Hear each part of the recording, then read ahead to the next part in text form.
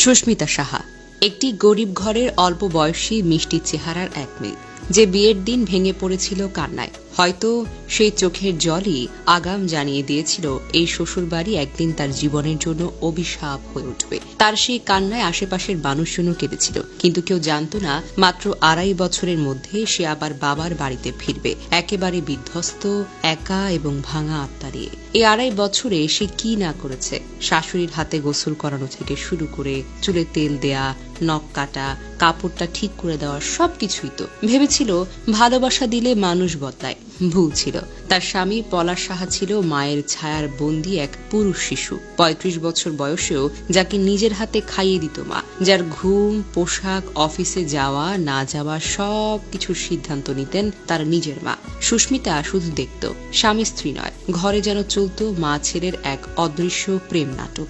সেখানে সে ছিল এক অনাহুত চরিত্র। তাদের মাঝে কথা বলতো, সে গেলে থেমে যেত। এই মানসিক টর্চার, ভালোবাসার অনাহার আর উপেক্ষায় একদিন ভেঙে পড়ে সুস্মিতা। শুরু হয় ডিপ্রেশন, তার চেষ্টা, শেষ পর্যন্ত পলাশের। আর সুস্মিতা ফিরে গেল সেই ঘরে, যেখান থেকে একদিন গিয়েছিল শ্বশুর বাড়ির দিকে আশার চোখে তাকিয়ে। আজ সে শুধুই একটা প্রশ্ন করে, আমি কি সত্যি ওর বউ ছিলাম, নাকি শুধু দুজন মানুষের মাঝখানে দাঁড়ানো এক বাধা? এই গল্প শুধু সুস্মিতার না, এটা হাজারো মেয়ের গল্প, যারা আজও সংসার নামের নীরব নরকে আটকে আছে। তবে সুস্মিতা সাহার সাক্ষাৎকারটা দেখে অনেকের চোখের পানি ধরে রাখতে পারেন না। একটি অল্প বয়সী মেয়ের চোখে ছিল শুধু ভয়, অভিমান আর বেঁচে থাকার জন্য একটু আকুতি। অন্যদিকে এই শাশুড়ি নামের মহিলার বর্ণনা শুনে আপনার শরীরটা ঠান্ডা হয়ে যাবে। একজন মা নিজের ছেলের মৃত্যুর 48 ঘন্টা না যেতে মুখে কোনো লজ্জার ছাপ ছাড়া ক্যামেরার সামনে এসে বসে যায়। এক থালা ভাত নিয়ে গভীর মুখে তিনি সাক্ষাৎকার দেয় আর বলে, এই মেয়েটা তার ছেলের যোগ্যই না। চোখে মুখে নেই শোক, নেই কোনো হাহাকার, নেই কোনো অপরাধবোধ, আছে শুধু অহংকার আর কাটা ঘায়ে লবণ দেওয়ার মতো বাক্য, যার কথায়, ব্যবহার আর মানসিক যন্ত্রণায় হয়তো শেষ হয়ে গেল একটা পুরো সংসার। সেই এখন কথা বলছে সবচাইতে বেশি। শাশুড়ি ভাবছে ছেলেটা তার সম্পত্তি, তার দাস, বউ তার প্রতিদ্বন্দ্বী, সে যেন কোনো ছিনিয়ে নিয়ে যাওয়া হেরোইন। আর সমাজ, সে চুপ করে দেখে, কখনো হাসে, আবার কখনো অভিমানী বউ বলে মেয়েটাকে দোষ দেয়। যতদিন শাশুড়ির ইগো, পারিবারিক পলিটিক্স, ছেলের কানে বিষ ঢালার সংস্কৃতি বন্ধ না হবে, বিশ্বাস করুন, ততদিন পর্যন্ত সমাজে আরো অনেক পলাশ মরবে, আর সুস্মিতা বিধবা হবে, আরো বাচ্চা মেয়েগুলো নিজেকে শেষ করে দেবে। এই ঘটনা থেকে শিখতে হবে কিভাবে মা হয়ে শাশুড়ি হয়ে ওঠা যায়, কিভাবে ছেলের জীবন, সংসার, মনের শান্তিকে আগে রাখতে হবে। সবচাইতে জরুরি কথা, একটা মেয়ে যখন কারো ঘরে আসে তাকে দাসী নয়, মানুষ মনে করতে হবে। একটা ছেলে যখন নিজের স্ত্রীকে ভালোবাসে, তখন মা যেন সেটা প্রতিদ্বন্দ্বিতা মনে না করেন।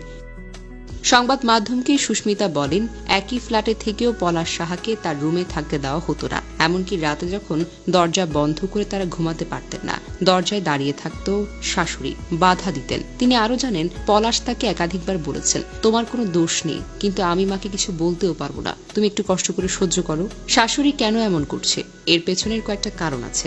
অনেক মা সন্তান বড় হলে মনে করেন, এই সন্তান আমার, এর জীবনে আমার অনুমতি ছাড়া কিছু হওয়া উচিত না। যখন ছেলে বিয়ে করে, তখন মা মনে করেন বউ এসে তার জায়গা নিচ্ছে। ফলে এক ধরনের প্রতিযোগিতা তৈরি হয়, মা বনাম বউ। এই প্রতিযোগিতা অচেতনভাবে হলেও মা সেটা ধরে রাখেন। এটা একটি মানসিক বন্ধন, যেখানে মা ছেলের ব্যক্তিগত সীমানা মানেন না। তিনি মনে করেন তার ছেলের সবকিছু সে নিয়ন্ত্রণ করতে পারবে, সে কি পড়বে, কখন খাবে, কোথায় যাবে, সবকিছু। ছেলে যদি প্রতিবাদ না করে, তাহলে এটা দিনে দিনে অসহনীয় হয়ে ওঠে। অনেক মা যখন স্বামীর ভালোবাসা থেকে বঞ্চিত হন বা জীবনে অন্য কোনো ঘাটতি থাকে, তখন ছেলেকে সেই ঘাটতি পূরণ করার মাধ্যম হিসেবে দেখেন। এদের অনেকেই মনে করেন বউ আসলে সেই সম্পর্ক ছিন্ন করে দিচ্ছে। এই ধরনের মায়েরা মনে করেন তাদের ছেলেরা সবকিছুতে প্রথম ও শেষ মতামত তারই হবে। কেউ যদি তার চেয়ে বেশি গুরুত্ব পায়, যেমন বউ, তাহলে তিনি হিংস্র বা প্রতিহিংসা পরায়ণ হয়ে উঠতে পারেন। তবে মা ছেলের এই ধরনের সম্পর্ককে মনোবিজ্ঞানে বলা হয় ইনসেস্টুয়াস এনমেশমেন্ট। যেখানে মা তার ছেলেকে অতিরিক্তভাবে নিয়ন্ত্রণ করে, ছেলেও মায়ের সাথে আলাদা হতে পারে না। এর ফলে ছেলের ব্যক্তিত্ব বিকাশ বাধাগ্রস্ত হয় এবং সে নিজের স্ত্রী বা পরিবারের প্রতি দায়িত্বশীল হতে পারে না। ফলে যা হয়, সে নিজের স্ত্রীকে কখনোই সম্মান বা গুরুত্ব দিতে পারে না। সংসারের স্ত্রী হয়ে ওঠে তৃতীয় পক্ষ। স্ত্রী বঞ্চিত হয় ভালোবাসা, সমঝোতা এবং মানসিক নিরাপত্তা থেকে। দীর্ঘমেয়াদে এটি ডিপ্রেশন, আত্মবিশ্বাসহীনতা, এমনকি আত্মহরণের দিকে ঠেলে দিতে পারে। সুস্মিতার গল্প সেই ভয়ঙ্কর বাস্তব